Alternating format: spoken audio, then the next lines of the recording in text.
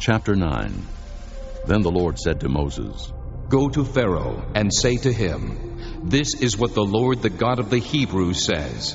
Let my people go, so that they may worship me. If you refuse to let them go and continue to hold them back, the hand of the Lord will bring a terrible plague on your livestock in the field, on your horses and donkeys and camels, and on your cattle and sheep and goats. But the Lord will make a distinction between the livestock of Israel and that of Egypt, so that no animal belonging to the Israelites will die. The Lord set a time and said, Tomorrow the Lord will do this in the land. And the next day the Lord did it. All the livestock of the Egyptians died, but not one animal belonging to the Israelites died. Pharaoh sent men to investigate and found that not even one of the animals of the Israelites had died. Yet his heart was unyielding, and he would not let the people go. Then the Lord said to Moses and Aaron, Take handfuls of soot from a furnace, and have Moses toss it into the air in the presence of Pharaoh. It will become fine dust over the whole land of Egypt, and festering boils will break out on men and animals throughout the land. So they took soot from a furnace and stood before Pharaoh. Moses tossed it into the air, and festering boils broke out on men and animals. The magicians could not stand before Moses because of the boils that were on them and on all the Egyptians. But the Lord hardened Pharaoh's heart, and he would not listen to Moses and Aaron, just as the Lord had said to Moses. Then the Lord said to Moses, Get up early in the morning, confront Pharaoh, and say to him, This is what the Lord, the God of the Hebrews, says. Let my people go, so that they may worship me. Or this time I will send the full force of my plagues against you, and against your officials and your people, so you may know that there is no one like me in all the earth. For by now I could have stretched out my hand and struck you and your people with a plague that would have wiped you off the earth.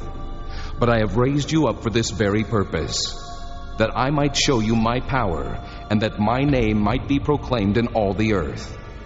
You still set yourself against my people, and will not let them go.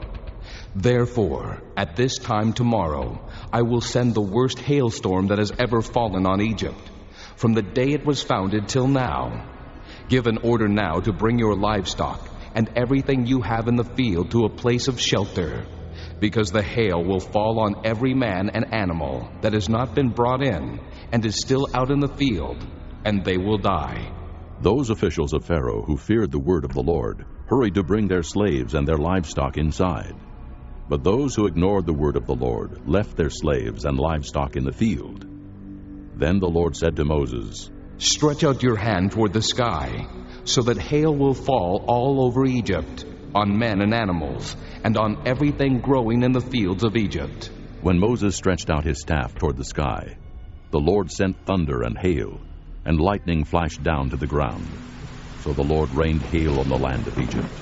Hail fell and lightning flashed back and forth. It was the worst storm in all the land of Egypt since it had become a nation.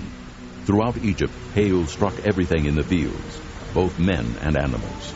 It beat down everything growing in the fields and stripped every tree. The only place it did not hail was the land of Goshen, where the Israelites were. Then Pharaoh summoned Moses and Aaron. This time I have sinned, He said to them. The Lord is in the right, and I and my people are in the wrong. Pray to the Lord, for we have had enough thunder and hail. I will let you go. You don't have to stay any longer.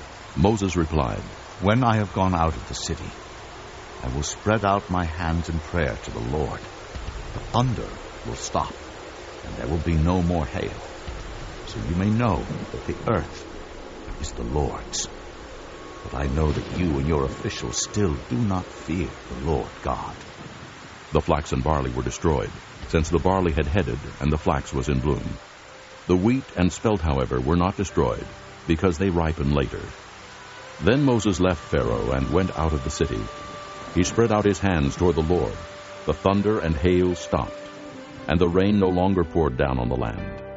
When Pharaoh saw that the rain and hail and thunder had stopped, he sinned again. He and his officials hardened their hearts. So Pharaoh's heart was hard, and he would not let the Israelites go, just as the Lord had said through Moses.